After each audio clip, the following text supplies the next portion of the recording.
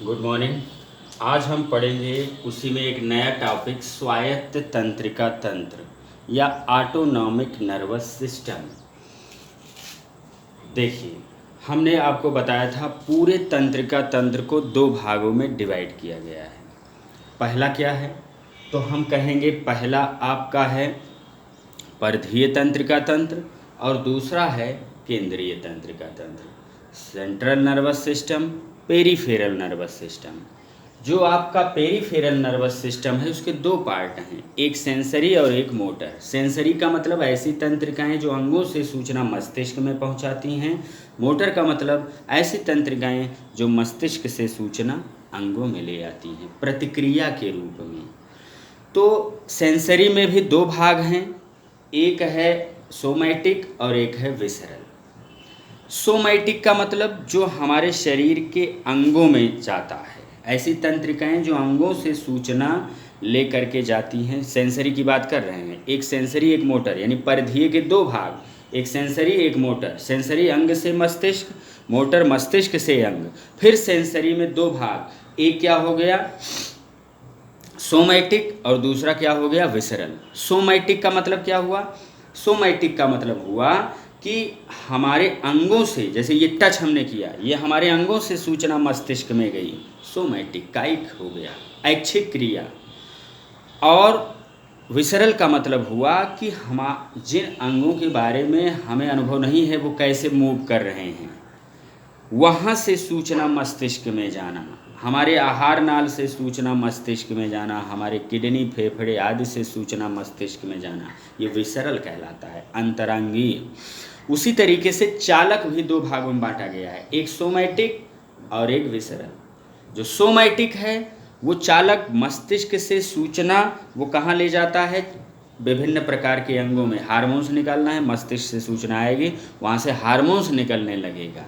यानी ये एक प्रकार से सोमैटिक है, तो इसका मतलब बाह्य क्रियाएं जो चालक की हो रही हैं। जैसे अगर कोई मच्छर या काट रहा है तो आप क्या करेंगे? हाथ को अपने हटा लेंगे। इसका मतलब ब्रेन ने सूचना दी चालक के द्वारा, आपने बाह्य अंगों को क्या कर लिया? वहाँ से हटा लिया।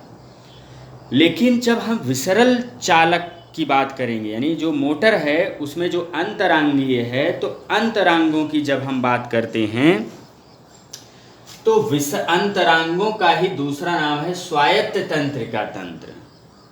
अंतरांगों की जो मोटर मैकेनिज्म है, मोटर के दो भाग, सेंसरी और चालक, या सेंसरी और जो है सबसे पहले पेरीफेरल के दो भाग, सेंसरी मोटर। सेंसरी में दो भाग, सोमैटिक और विसरल। इसी तरीके से मोटर में भी दो भाग, आपका जो है आपका सोमैटिक और विसरल। सोमैटिक हमने बताया, जैसे हमने मच्छर काटा, हाथ हटा लिया, इसका मतलब ये चालक की सूचना गई। लेकिन जो विसरल है उसको स्वायत्त तंत्रिका तंत्र कहते हैं। स्वायत्त तंत्रिका तंत्र परिधीय तंत्रिका तंत्र का वह भाग होता है जो हमारे शरीर की आंतरिक क्रियाओं का नियंत्रण एवं नियमन करता है, उसे हम स्वायत्त तंत्रिका तंत्र कहते हैं। ये दो प्रकार का होता है, अनुकंपी और परानुकंपी। यानी ये ऐसा सिस्टम है जो प्रतिक्रिया तो कर रहा है ब्रेन से जितनी भी सूचना। अच्छा, ब्रेन से कौन कौन सी सूचना आ जा सकती हैं? तो आप कह सकते हो कि ब्रेन से जैसे श्वसन दर हो गया, ब्रेन से सूचना गई, सांस दर बढ़ी या घटी, हृदय स्पंदन दर हो गया, ये अंतरांग की क्रिया का नियमन हो रहा है।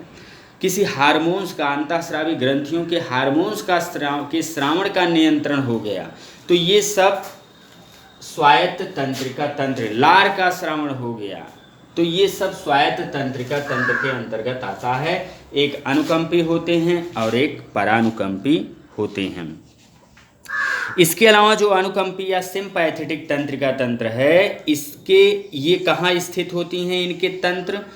इस चूँकि हमने बताया था एक क्रैनियल नर्व्स और एक स्पाइनल नर्व्स। क्रैनियल नर्व्स 12 जोड़ी होती हैं और स्पाइनल नर्व्स जो है 31 जोड़ी होती हैं।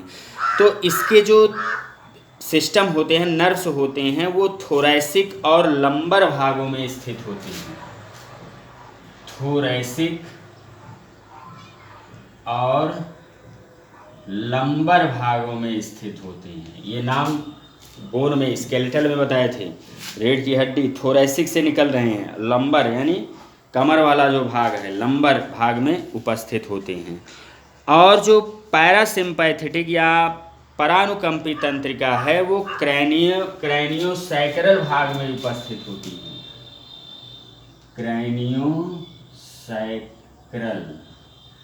सैक्रम हड्डी लंबर के नीचे, वहाँ से ये तंत्रिकाएं, जैसे ये जो है इस तरीके से है, ब्रेन है, रीढ़ की हड्डी हो गई, तो हमने क्या कहा, परानुकंपी के तंत्र कहाँ स्थित होंगे, क्रैनियो मस्तिष्क में, यहाँ से निकलेंगे ऐसे, ये तंत्रिकाएं ऐसे निकल दी जाएंगी, और नीचे सैक्रल से ऐसे निकलेंगी, ये हो गया, ये परानुकंपी हो गया, तंत्रिकाएं निकल रही हैं। अनुकंपी में थोरैसिक लंबर, थोरैसिक भाग से निकलती हैं ऐसे। स्पाइनल कार्ड में इसका साइटान होता है, यहाँ तंत्रिकाओं के अंतिम सिरे होती हैं। फिर उसके बाद ये आपस में साइटान मिलकर गैंग्लिया बनाती है, गैंग्लिया। फिर यहाँ से तंत्रिकाएं आगे जाकर के अंगों में जाती हैं। ठीक, तो जो सिम्पैथेटिक है उसमें जहाँ पर गैंग्लिया बना रहा है, यानी पहली बार जो सूचना स्पाइनल कार्ड से यहाँ पर आ रही है, इसको प्री सिनेप्टिक गैंग्लियन बोलेंगे, प्री सिनेप्टिक गैंग्लियन। और दूसरा जो है, दूसरे वाले को हम नाम देते हैं पोस्ट गैंग्लियानिक या प्री सिनेप्टिक नर्व्स भी कह सकते हो, प्री सिनेप्टिक नर्व्स, और उसको बोल सकते हो पोस्ट सिनेप्टिक नर्व या पोस्ट सिनेप्टिक नर्व। यानी इन्फॉर्मेशन पहले मस्तिष्क से स्पाइनल कार्ड से pre synaptic nerves, pre synaptic nerve से गैंग्लियन, गैंग्लियन से post synaptic nerves, post synaptic nerve से ये सीधे अंगों में आपके पहुंच जाती हैं। ये सूचना इन्फॉर्मेशन देने का काम हो गया। तो लेकिन जो प्री सिनेप्टिक नर्व्स और ये जो पोस्ट सिनेप्टिक नर्व्स हैं, ये जो है थोरैसिक यानी सिम्पैथेटिक के गैंग्लियन यहाँ से जाएंगे। अनुकंपी को अंग्रेजी में सिम्पैथेटिक कहते हैं। और पैरासिम्पैथेटिक जो होगा वो डायरेक्ट जो है सीधा जाएगा, क्रैनियम से सीधे निकलेगा और अंगों में डायरेक्ट जाएगा। अंग है, हार्ट है तो हार्ट में डायरेक्ट जाएगा।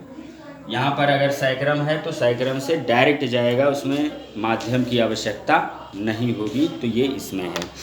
अब हम अंतर समझेंगे कि दोनों में अंतर क्या है, अनुकंपी दोनों का काम क्या होता है, किस प्रकार की सूचना ये देता है। बहुत अंतर पूछा जाता है, बहुत सारे अंतर हैं, केवल सुनते जाओ और वीडियो को धीरे धीरे लिखते भी जाओ।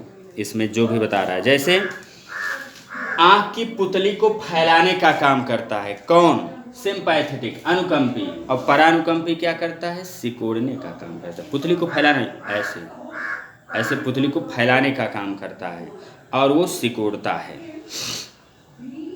अश्रु के श्रावण को रोकता है, सिम्पैथेटिक अश्रु के श्रावण को बहने देता है या उत्तेजित करता है। लार के श्रावण को कम करता है, लार का श्रावण बढ़ाता है। तो कम क्या करता है, पहले ये देखो, लार श्रावण और आंसू का श्रावण ये कम कर रहा है, और ये क्या कर रहा है, बढ़ा रहा है, कम। और इसके अलावा हृदय स्पंदन दर बढ़ाता है। बदल गया, यहाँ पर चेंज हो गया, यही पूछा जाता है दोनों में अंतर। हृदय स्पंदन दर बढ़ाता है। इसके अलावा रुधिर वाहिनियों को फैलाता है, रुधिर वाहिनियों को याद रखने के लिए ये भी बढ़ा ही रहा है। फैलाने का काम बढ़ाता है, फैला देता है, बड़ा करता है या बढ़ाता है। तो बढ़ाता है तो ज़्यादा याद रहेगा इसे, हृदय स्पंदन दर बढ़ाता है और रुधिर वाहिनियाँ बढ़ाता है, और रुधिराणुओं की संख्या भी जो है उसको भी बढ़ाने का काम करता है। आरबीसी को भी बढ़ाता है। इसके अलावा ग्लूकोज की मात्रा को बढ़ाता है, ज़्यादातर बढ़ाने का ही काम कर रहा है, 2 घटाना है बस। ग्लूकोज की मात्रा को बढ़ाता है, जब ये बढ़ाता है तो वो घटाता है, यही लिख दो बस। अगला पसीने के श्रावण को भी बढ़ाता है। पसीने का श्रावण इसको भी बढ़ाता है और पसीने के श्रावण को कम करता है। बालों को खड़ा करता है, बालों को गिराता है। रोंगटे ऐसे खड़े हो जाते हैं ना, तो ये भी समझ लो खड़ा करता है या बढ़ाता है। बालों को बढ़ाता है, बालों को घटाता है। केवल दो चीजें ऐसी हैं, याद रखना, लार का श्रावण और आंसू का श्रावण कम करता है और ये लार एवं आंसू का श्रावण बढ़ाता है। बाकी जितनी चीजें बताई गई उसको क्या करता है, घटाता है। तो यही इतना है अनुकंपी और परानुकंपी में अंतर। कल हम पढ़ेंगे मस्तिष्क की संरचना के बारे में। Thank you.